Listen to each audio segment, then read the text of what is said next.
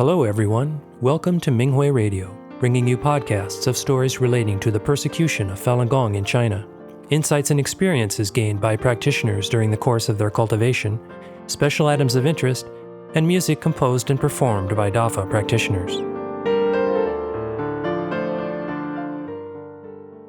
The following is an experience-sharing article from the 2022 Argentina Falun Dafa Experience Conference entitled Eliminate Jealousy for Good by a Falun Dafa practitioner in Argentina. The article was published on the Minghui website on December 27, 2022. Greetings, Venerable Master. Greetings, fellow practitioners. I live in Buenos Aires, and I began practicing Falun Dafa in 2013. I'm not going to share a grandiose experience or talk about great achievements. Instead, I'd like to tell you about a small and humble experience, full of stumbles and ups and downs, loaded with attachments, notions, and a human mindset. As I write this, I still feel far from being a genuine cultivator. My friend recently read a sign on a lamppost to me, "Eliminate envy and jealousy for good." She read it aloud twice. Hearing this surprised me, but at the time I didn't think it had anything to do with me. We know that there are no coincidences, and Master devotes a whole section in Chuan Falun to jealousy. He tells us clearly in Chuan Falun, quote, "So you have to get rid of jealousy," unquote. I kept thinking about the attachment to jealousy. I examined myself and thought about all the attachments that end up being part of jealousy. If jealousy is the source of all or almost all human attachments, then jealousy represents our human side, the I that we have to let go of in order to cultivate ourselves. Days after reading that poster, jealousy toward my husband exploded in my face. All my resentment, feelings of injustice, arrogance, attachment to being right, superiority, and other attachments were exposed. Even thoughts that did not belong to me began to sprout. I could not identify or reject them the instant they appeared. I heard voices telling me that I could not reach the standard, so why continue practicing? I convinced myself that I should stop reading the Fa and treat my practice as a hobby. I also had other negative thoughts. I wanted to give up everything, including coming to this Fa conference, but I did not want to give up my attachments. The conference activated a countdown. I had 3 weeks to look inside and get back on track.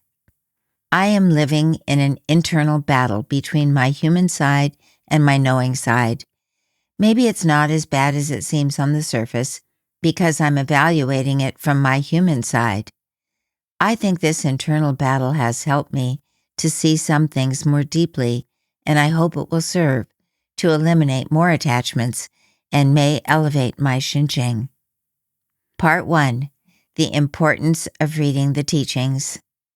Right now, I feel like I'm standing in the eye of a storm, and I'm in great pain. I still don't know how I'll be able to get through it, so I started with the simplest and most important thing, reading the Fa. My lack of Fa study is one of the reasons why I got to this state, since I have no Fa to evaluate myself with, or look inside and eliminate my attachments. I've recently resumed attending group Fa study. Although every day is a struggle with my thoughts, it is the path I believe I have to follow. In recent years, I had important changes in my environment, especially after getting married and having 2 children who were born almost a year and a half apart. This made my priorities change. I no longer have or can organize my free time as I want, and the 2 babies are at a very demanding age. Although I knew I had to be firm and continue reading the Fa, I could not sustain it. I could not adapt to the changes, and I knew I was slipping. In addition, I kept having conflicts with my husband, which were triggered by my resentment and feelings of injustice. My state of mind became that of an ordinary person. I failed to understand that this is now my cultivation environment and that I should treasure and take advantage of it to improve myself. I failed to cultivate myself when I encountered difficulties and to take conflicts as opportunities. Instead, I rejected my new reality. Although I read the Fa, each time it was less and less, or I could not concentrate. Sometimes I did not want to read because of my situation.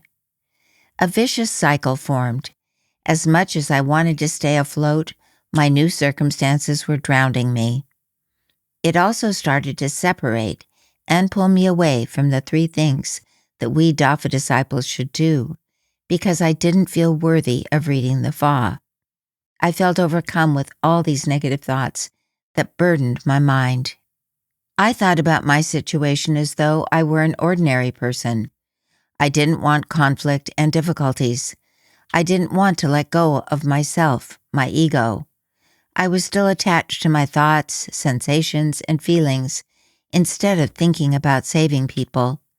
My selfishness was covering my faith. I understand that there are two attachments that interfered with me: sentimentality and a lack of forbearance. Part 2 on sentimentality. I've always been a very emotional person. Not only have I been carried away by my sensations and feelings, but I also evaluate many situations based on emotion.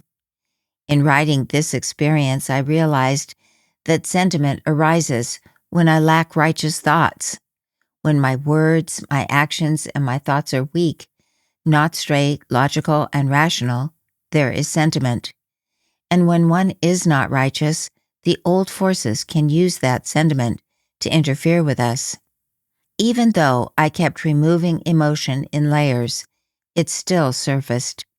Master's Fa is very clear. Quote, "If you don't sever emotion, you won't be able to cultivate," unquote, from the fourth talk of Chuan Fa Lun. Because I was clinging to sentiment, I had misunderstandings about certain situations, and I forgot that every being has his own path and makes his own choices. For example, I took care of relatives when there were others with better conditions to do so, thinking that it was my predestined relationship or some debt I owed them from another lifetime. I freely commented on the lives of my siblings and the decisions they should make, or I committed myself to performing certain tasks. I know that one has obligations and responsibilities to the family, but here I am talking about situations where we do not see things from the Fa's perspective. My husband also practices Falun Dafa. One might think that this would make things easier, but in conflicts and everyday situations, I don't always remember that he is a fellow practitioner. When I wanted harmony in our marriage and daily life and less conflict, the difficulties increased. It seemed the old forces enhanced things to make them seem worse or even extreme. Sentimentality was another factor that weakened my main consciousness. It prevented me from differentiating and recognizing my own thoughts. I expected my husband to help me, or, although on the surface I denied it, I blamed him for my failures and shortcomings. I hoped that he would help me get ahead and solve my issues. Also, I thought I didn't have a sentimental attachment to my children, but I was lying to myself. Everything to do with raising them or disciplining them moved my heart. I even wept when my husband set limits for them. The more I tried to satisfy them, the worse things turned out. They were more attached to me, but they were not happier either. They wept and screamed, and were unable to sleep. They seemed overly attached to me. Part 3, on forbearance. The second thing that I feel is interfering with me right now is my lack of forbearance. In my cultivation, I didn't really cultivate tolerance or endurance, so now a mountain has formed. Master taught us in non-omission from Essentials for Further Advancement, quote, "There is sacrifice in forbearance," unquote. For many years, I overlooked making sacrifices, or I chose those that were easy, such as doing the double lotus once when I meditated and then never doing it again. Perhaps because I seem docile or kind on the surface, I don't seem to have great tribulations that encourage me to speed up in cultivation and not be left behind. Previously, whether I did something or not was up to me. I could manage my work schedule because I lived with my sister. I had certain comforts. On the surface, I seemed to try very hard, but my cultivation was on a very low level and full of selfishness. But when my situation changed, my poor ability to truly make sacrifices to move forward manifested. I also did not want to put up with pressure. My wanting to escape and avoid difficulty exposed my lack of endurance. I was presented with trials and failed to pass them or try to improve. One day, I had a conflict with my husband. I wept because I felt that I was being asked to be like Han Xin and to raise my forbearance. I wanted to pass the test, even if it meant crawling between someone's legs. I felt the deepest pain in my heart. I felt that I was being made to grind and break away from my ego and be humble. I also understood at my level that the ability to digest bitterness requires eliminating attachments to pride, arrogance, superiority, speaking as if I'm right, and cultivating humility. In this aspect of cultivating forbearance, I still fall short and have a long way to go. Part 4, reclaiming my main consciousness. My state of depression and negativity, thinking I can't, weakened my main consciousness. I felt covered by a black substance that controlled me. Although there was no illness, it felt, as Master explains in Chuan Falun, quote, 70% of it is psychological and 30% physical. It's usually that they collapse psychologically first, that they fall apart and have a huge mental burden, unquote. This state would appear and deepen in the face of a situation or conflict. I found myself in a moment of total despair, in which I knew I had two options: to take the path of an ordinary person or to follow the Fa. I decided that the only way I could strengthen my main consciousness was by reading through the teachings. Fa study helped me look within and treat myself as a practitioner again.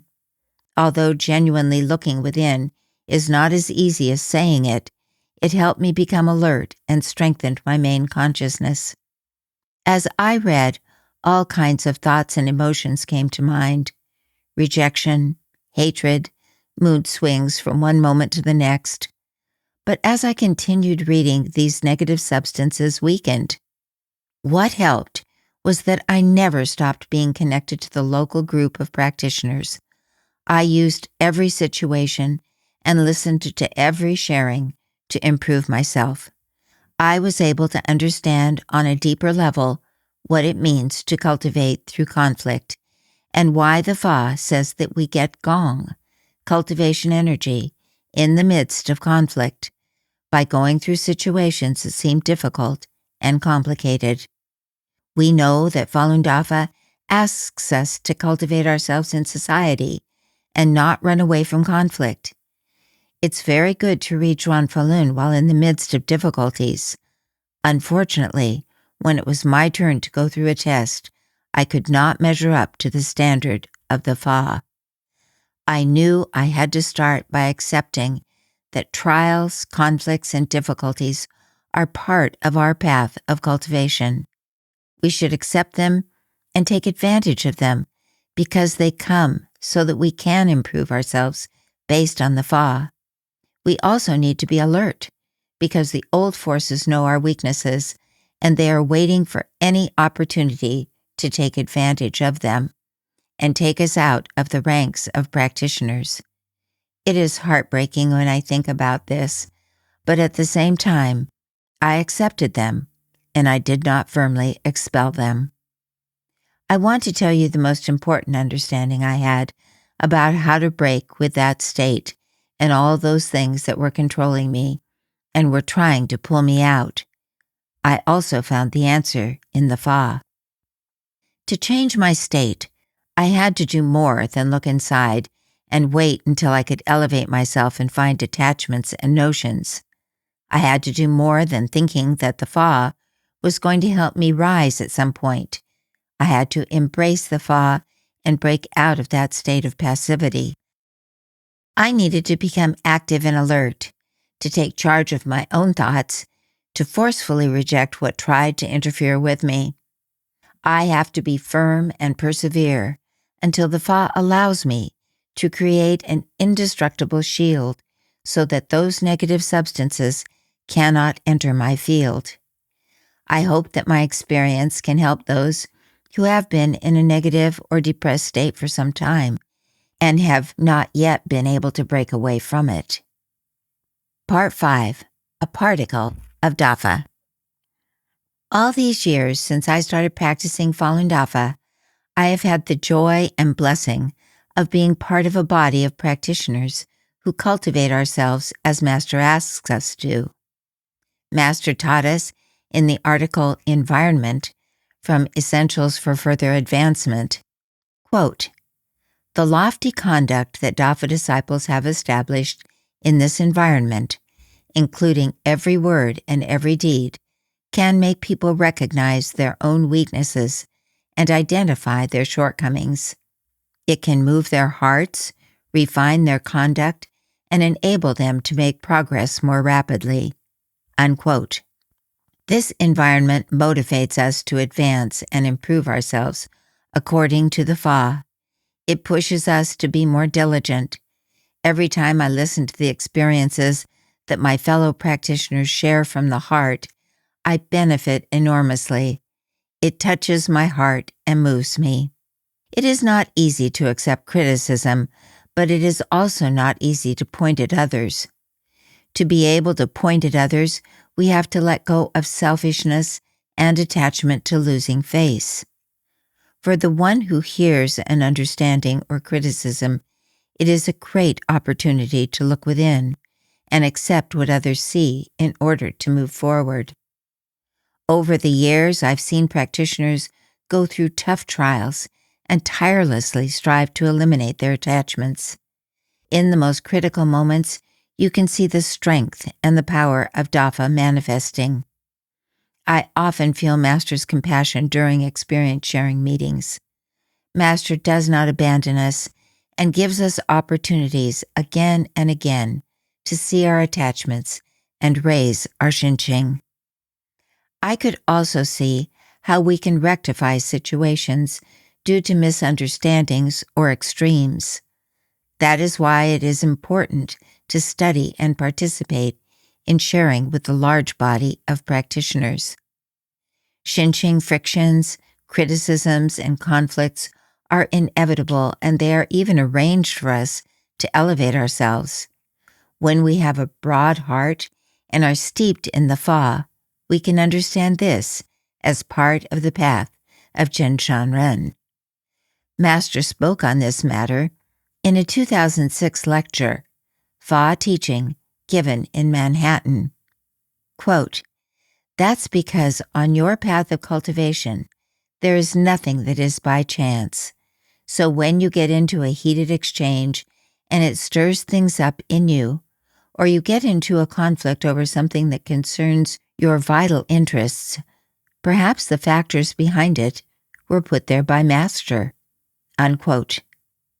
As I listened to the other practitioners, I gained new insights.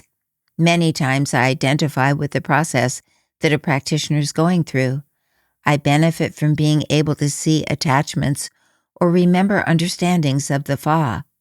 For example, one time when I was feeling blocked by so many thoughts, a practitioner shared how she tried to measure her words and actions with the Fa and reject thoughts that are not her own. We also all feel encouraged when we hear experiences of clarifying the truth or about being more diligent. I realized I forgot to take leaflets with me and be ready to tell people about Falun Dafa. I should treat every situation as a predestined opportunity. One time, a practitioner pointed out that I was sending her a lot of messages about topics that are for everyday people, and it would be better if I used that time to study the Fa. I thought that what she was saying was not true. My heart was moved. I even had negative thoughts about that practitioner, thinking that she was not very diligent, but she was pointing out my attachments to me. At the same time, I knew I should listen to her. Even if it was not true, there must be something I had to look at. Looking inside helped to eliminate the attachment to reputation, valuing and listening to what a person or practitioner tells me.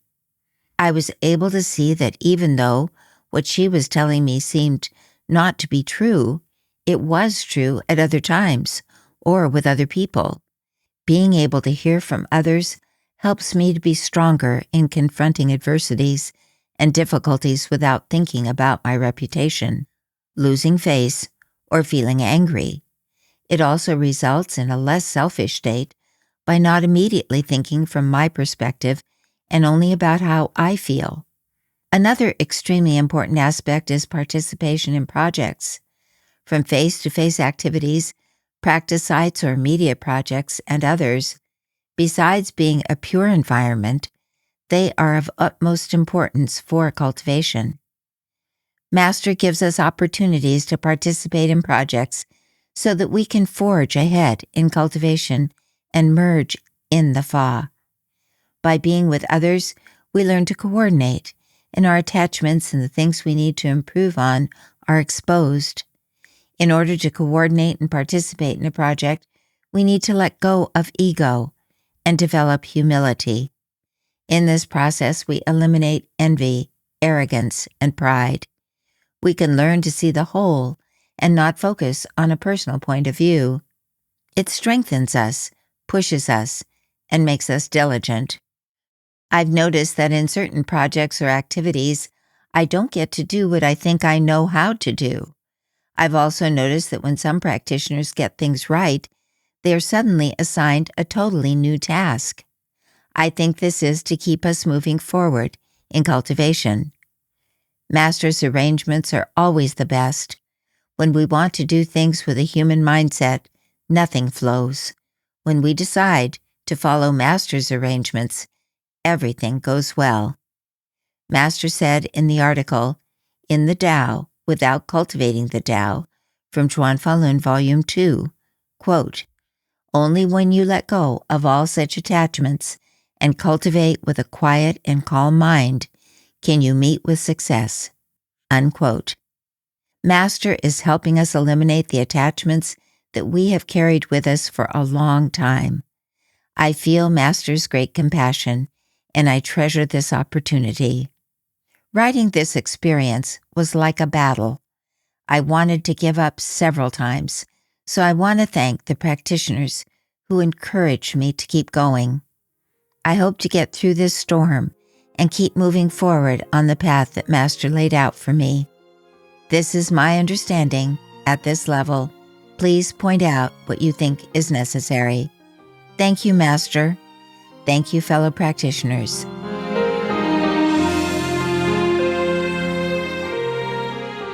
Thank you for listening to the Minghui Radio podcast. For more information, including news about the persecution of Falun Gong practitioners in China and experience-sharing stories by practitioners around the world, please visit our website at en.minghui.org.